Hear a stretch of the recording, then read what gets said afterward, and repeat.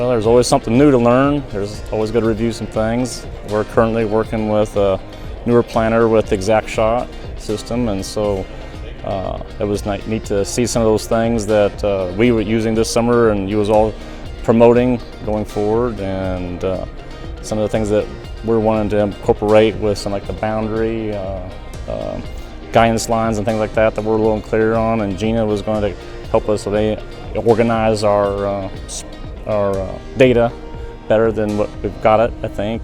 I think that's important. It's been very prompt, and we usually get our answers resolved timely.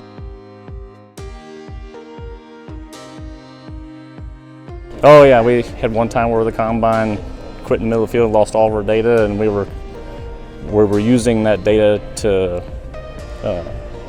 keep track of the landlord share and our share, and so we thought we'd lost it, but thankfully Gina found it all back, and because we did not have a weigh wagon.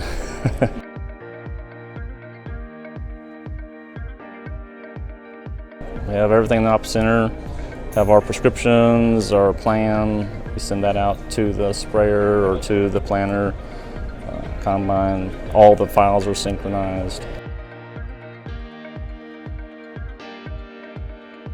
It's keeping us more organized and accountable.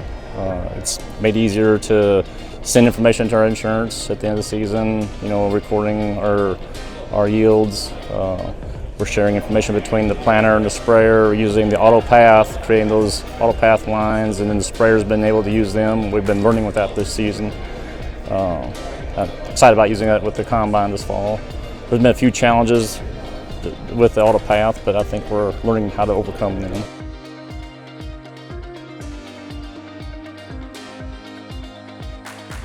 Don's our salesperson, and he and his team have been awesome about addressing our needs and concerns and forward-looking, into what our needs. Sometimes he knows what we might not even know, or what we need, I guess.